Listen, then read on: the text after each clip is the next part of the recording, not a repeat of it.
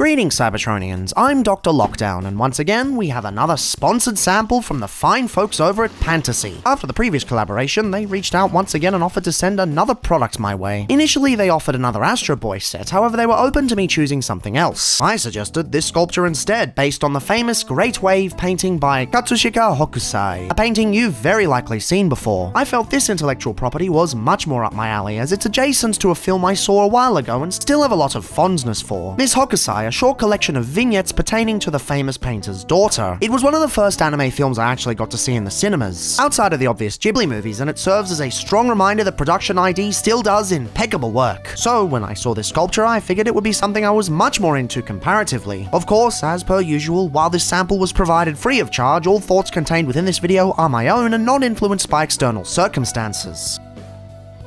The previous example I took a look at, being the Astro Boy clear mechanical sculpture, was a damn fine set, though the build had its fair share of issues. My biggest gripe was the bag selection. The instructions never actually told you how many of each numbered bag there was, leading to many frustrations. Well, consider me excited when the first thing that greeted me in the instruction manual was a bag count. This simple change was a massive relief. Not to say the previous build wasn't fun, far from it. It's just it was a small change that made things far less stressful.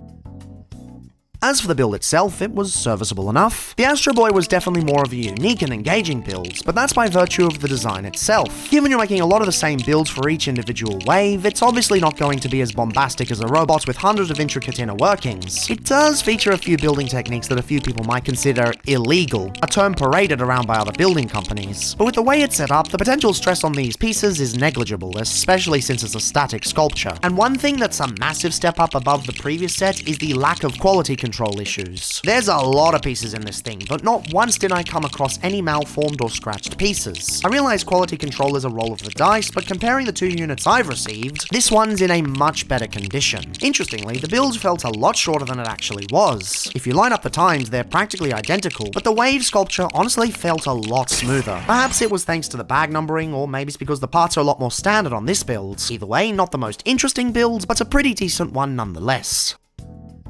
The resulting model is quite the looker, a simpler beast than the mechanical monolith from last time, but carving out its own aesthetic with its wonderful layering of slopes. Coming in at a solid 25 centimeters long, 21 centimeters wide, and 16 centimeters high, it's got some nice heft to it, and it's sturdy enough to carry around without worrying it'll crumble to pieces. It's actually quite accurate when compared to the original painting. They're not using approximations, thinking the hobbyist wouldn't know any better. The precise shapes are represented very well here. They've done an absolute bang-up job on the color blending. It never feels like any wave modules stop abruptly. They've put great effort into the gradients, so it all blends together rather well. One element that surprised me was the use of C-clips as the edges of the waves. Going in, I figured this would be my least favorite part. Not gonna lie, the stock photography definitely makes it look a bit out of place. In person, however, they work surprisingly well. Much like the gradients, they fit with the design a lot more than you'd expect. The base is also pretty nice. I really dig the use of metallic gold. It's a bit of a departure from the original painting, which was more of a standard woodblock print, but it also kinda works. And unlike the Astro Boy set, the plastic quality on these metallic parts is up to par. In fact, there aren't any colors in this set that feel flimsy or brittle, nor any that look dull and desaturated. It's a massive improvement in production quality, and I have to commend it. Of course, this set isn't without flaw. Nothing here is a deal breaker, but there are parts that could be improved. The deepest blue out of all the shades is still pretty bright. Accuracy to the painting aside, it does give a sort of cartoony feel to the sculpture, and I'm not sure it works as well as it could. The instruction manual actually shows a darker shade of blue, and I feel something like that would have been more appropriate. The boats are also a little flimsy, though given they're never actually going to move on this static piece, that one's less of an issue. Those are the only two concerns I can think of going into a purchase like this. They're things to consider, but not something that would actively turn someone off. Nothing that really screams buyer beware.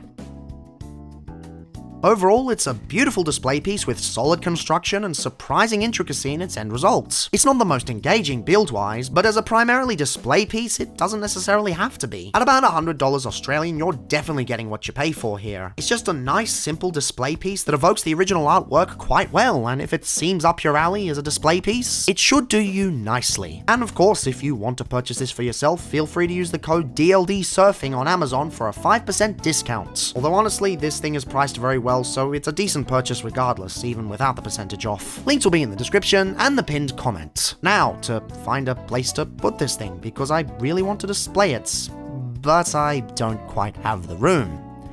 Bugger.